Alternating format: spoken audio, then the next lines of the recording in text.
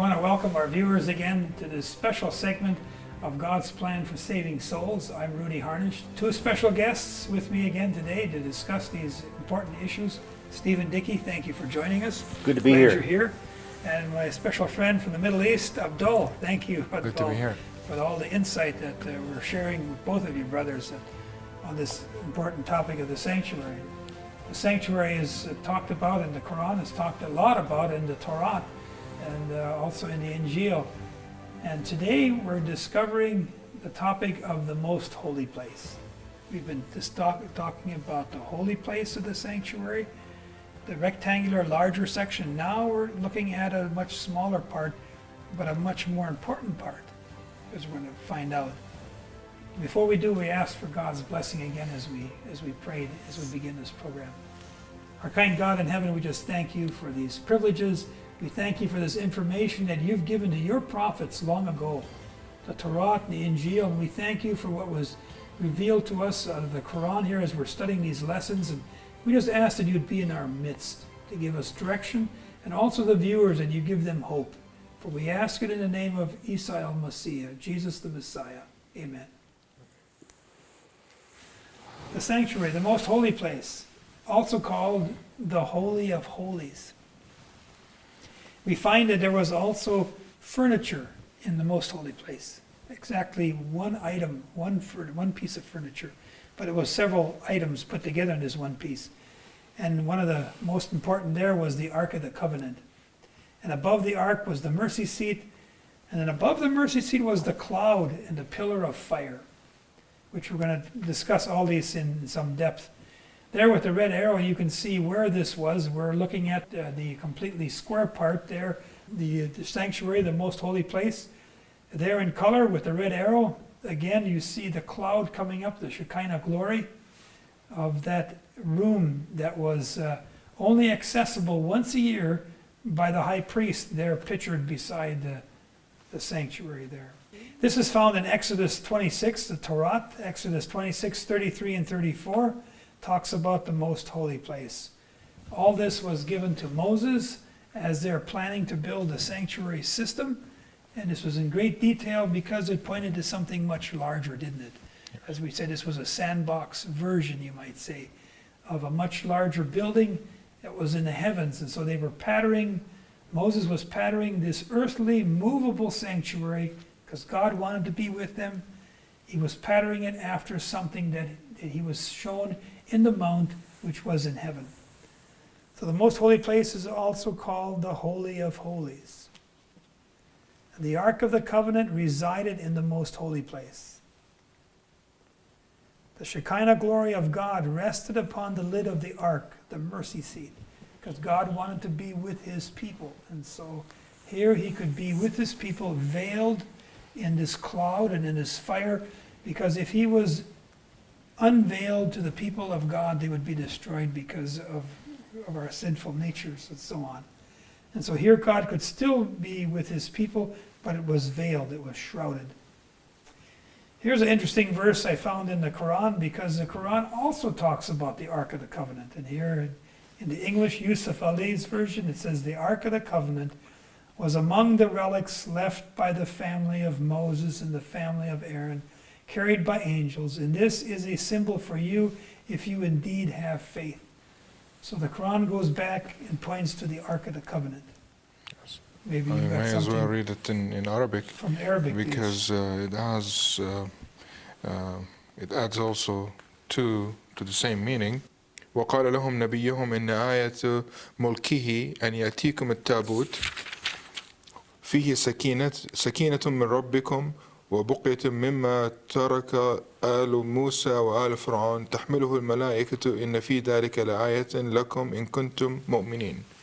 So it's basically saying the same thing, that it's given to their prophet, and it's a sign of God's majesty and power and authority, that this Shekinah or Sakinatullah is the place of where God settles, and it's important because it describes, again, the point that we brought from the beginning of this series, that God wanted to dwell among His people.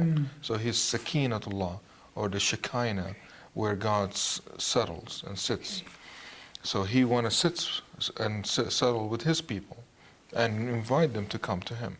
And that's very clear in the Quran as well. And I noticed too, in ancient Israel, when they moved, because this whole entire sanctuary structure was immovable.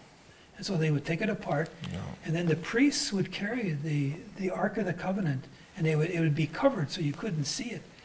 And wherever they went, the enemy countries, if they tried to do anything, they couldn't stand up against Israel, because God's presence was with them. That's right. I think it's very important to remember at this point in time, because there's many false teachers in the 21st century that says the Quran has nothing to do with the Bible. It doesn't coincide or anything. And yet, what I just heard you read, and what Abdul read here from the Quran about the Shekinah, I mean, that's highly spiritual, and they're the same fit. So my concern is there's some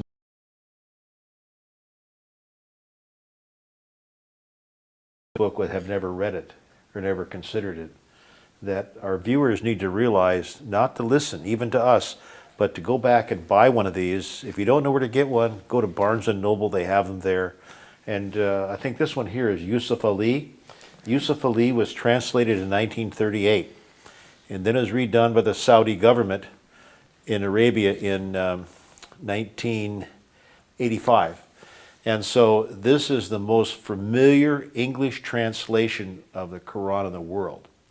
And you can read these very same things because within the Western world today, the Islamic people are coming over because of the persecution they're having, and they need to find people who have a concern for their welfare, that maybe they don't have enough to eat, maybe they don't have, something's broken down their car. We need Christians to be Christians to help and assist, because I have been helped with Muslims all over the world, myself personally.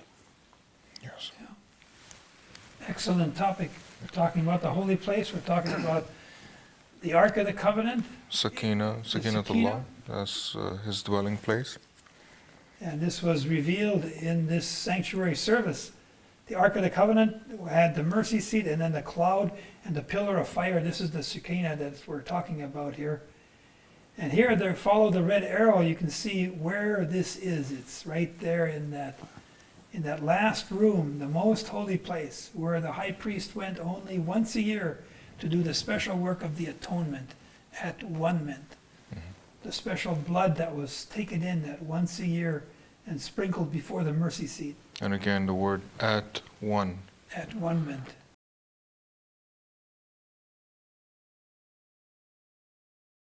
At His Sakinatullah, the root is coming from maskan, which is a place of dwelling, or a place where somebody dwells. And in this case, is Sakinatullah, the place where His place is. You know, that's an amazing thought. Yeah. That the creator of this whole universe, you know, we have telescopes now that Yeah. reach into the furthest depths of space. We see these amazing galaxies with what the creator has built. And yet, he He's right, yeah. humbled himself to come, and even to Moses, I know there's one verse in the Quran and in the Torah where he speaks to Moses out of the fire, and he says, I am Allah.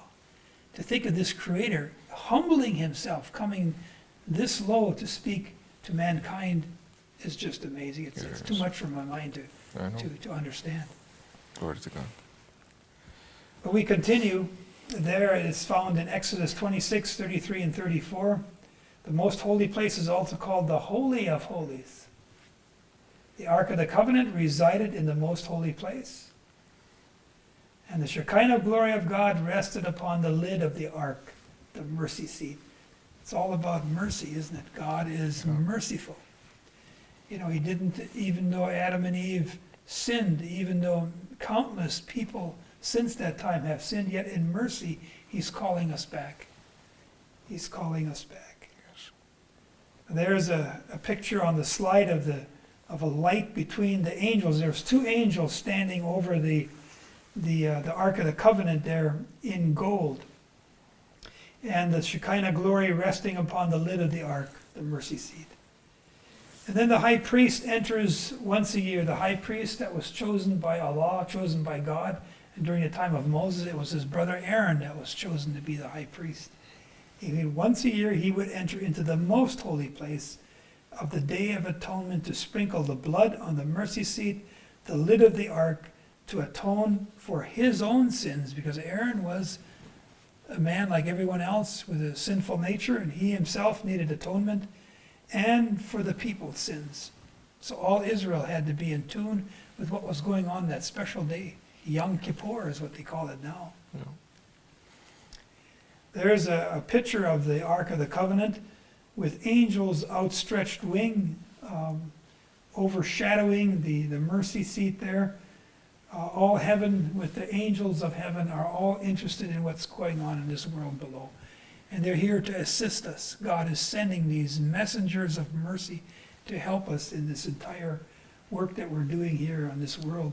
There's the red arrow again showing where the Ark of the Covenant was, and the picture there in the color photo there, with the high priest beside. The Ark of the Covenant was made of acacia wood. What kind of wood is that? That's a special wood that doesn't decay very quickly. And so it shows that this wood was overlaid with gold. And this Ark of the Covenant, this box, was inlaid with gold inside and out. But the inside was this certain kind of acacia wood. And it had a golden crown around the top of it, this molding set around the edge of the top of the Ark of the Covenant. The mercy seat was set on top of the ark. I think the wood is significant. The Arcadia wood is something I don't know, but I know the wood in the holy place, those were cedar from Lebanon, covered with gold, and the people here in the upper northwest of North America, they have cedar, and cedar is a wood that's pungent with odor. It's red in color, and this is something that Allah had put in the holy place. Now you're mentioning this Arcadia wood. There has to be reasons. I don't know the reasons, but it's special wood that just wasn't what you'd get down at the Home Depot store. Yeah. And it was special, and it was artisans that made it, and because it was having a meaning for it. So now we get a little bit into the measurements of the ark. The actual Ark of the Covenant is 2.5 cubits long, or 45 inches, they estimate, 45 inches long. And then 1.5 cubits wide, which is about 27 inches or 69 centimeters wide. And then the height of it was 1.5 cubits, or 69 centimeters tall. So it gives you an idea. And then it had these bars that ran through it, these golden bars. They would lift it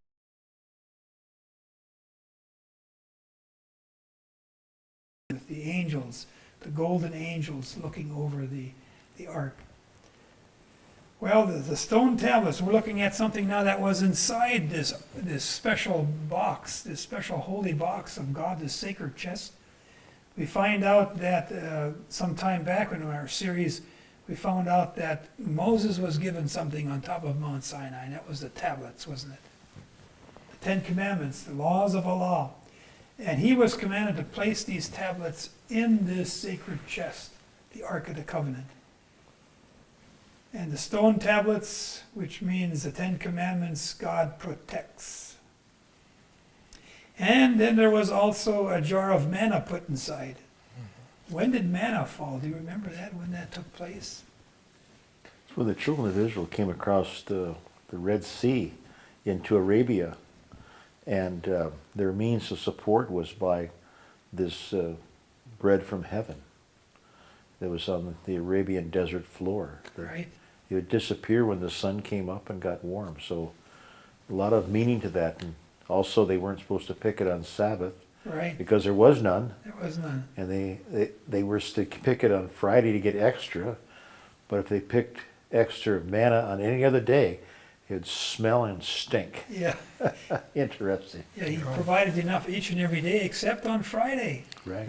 the day of prayers for It was Muslims. double, yeah. A double portion they could pick Yeah. that day that reached over into the Sabbath. Yeah. Interesting, this, as they reached into the wilderness, their sustenance, there's more sand and more wilderness, more not much food there in the wilderness. And so God provided this manna. And the children of it, how many years, do you remember how many years he provided manna? Well, it was the time that when they went into cross Jordan, so Yeah. it was at least 40 years. It was 40 years that Yeah. they received manna. And so God here, Allah, commanded Moses to take a jar of this manna as a reminder how I sustained you through all those wilderness years. Yeah. And that reminds us, doesn't it? It tells us that God sustains us. He may not use manna right now, but he can if he wishes to, if it's needed. But now he sustains us, day by day, giving us work, giving us jobs. He finds ways, he has 1,000 ways to provide for us. And so this jar of manna means God provides. And the Ten Commandment laws we've mentioned before are a hedge of protection, aren't they? If you think about it, God's Ten Commandment laws protect us. They protect us from getting involved with things that we shouldn't be involved in, so they're a hedge of protection. Many people have said that the law of God has been changed over the issue of the seventh-day Sabbath, but the seventh-day Sabbath in the Torah is a sign of the power of holiness working in each one of us to prepare us for heaven. That's right. And you have these angels over there we've seen here that, as well as in the Bible, that tell that they were symbolic of guarding that. So when man says, "Oh, the law has been changed," that's not true, because That's right. angels of heaven guard that law. It hasn't been changed. So the Bible that was written by all these different prophets through the years, as well as the apostles in the New Testament era, I believe that God has done a very good job of keeping That's right. his message pure for us. Yes. And I found the Sabbath, mentioning in the Ten Commandments in the Quran as well, Oh, yes. very highly spoken of, Oh, yes. that it is not to be violated. Oh, that's right. The third item that was in this Ark of the Covenant was Aaron's rod. Now, Aaron was the high priest chosen by God, and there was an issue that came up among the Israelites. They thought that Aaron shouldn't be leading. Remember that? I remember this. And so there was a squabble, a quarrel going on, and God told them, each one of you leaders who thinks you need to be leader, Yep. bring your rod and present it. And the next day, what happened, including Aaron had to bring his rod, and we find out that Aaron's rod was the one that budded. It actually sprouted through the night. There were leaves on it, there were flowers on it, and ripe almonds on this bud, That's right. on this stick, so that God made it very, very clear to Israel who he chose as high priest. That's right. And that Very reminds us interesting. again, it's not our ways Yes. and our own doors Yes. and bab. No, it has to be done by God's way and God's words. God chose who going to build the sanctuary That's by right. name. He chose Aaron by name. He chose Moses by name. Moses, He chose us all by name in different capacities and different gifts and talents. And therefore, we cannot go stray from God's plan and God's ways. It's always a challenge for us to submit to the ways of Allah. And isn't that's it? true. It's always a challenge. That's true. And so, as we humble ourselves before Him, asking Him, please show me the right way. You know? And then, every chapter from the Quran, a Muslim is praying, show us the right way. That's right. And so God will answer that prayer. اهدنا الصراط المستقيم. Okay, And there that you is are. basically God's way. Mhm. And the only way we can do that is by opening the Torah, the Injil, the Zabur, and connect what God is saying to Moses, the law, the Sakinatullah, the Shekinah glory, the sanctuary. All these things have to be all put together so that we can know what God's plan is. Allah's plan is for us to be with Him and to be righteous according to His way, not according to our way. Yes. Excellent. Aaron's rod, which budded and bore fruit, showing God's power to bring life out of death. That's right. Those rods were dead. They were using them to herd sheep or whatever they did, or for walking. They were dead sticks. Here God went, and overnight, the power of God went into the life of this dead stick, this one stick, which was Aaron's, and it brought life to it. Yeah. So that's good to know that God protects, He provides, and it's through God's power that He brings life out of death. There you have the contents of the Ark of the Covenant, Aaron's rod that budded, that pot of manna, and also the tablets, the tables upon which was written by the finger of God, by the way, the Ten Commandments. Well, Jesus the Messiah fulfilled the law, and He protects all believers with His blood. And we found out that Jesus is represented, Isa al-Masih is represented in all these items in the sanctuary. And we find out in the Ark of the Covenant here, Jesus fulfilled the law. And now Jesus the Messiah, He provides us with the bread of life. That's found in Injil chapter 6 of John. And Isa al-Masih demonstrates His power over death by Himself rising from the dead. So we have all those three things That's right. represented there in the Ark of the Covenant. Very, very interesting. Yeah. Well, it's been just a joy to have you folks with us, both of you men today, and we just thank you for joining us, and we invite the viewer to continue watching these programs time after time, and we just pray that Allah will richly bless you as you continue your search to submit to Allah, and may you be blessed spiritually, and may you be at peace and in comfort with God. Until next time, may God bless you.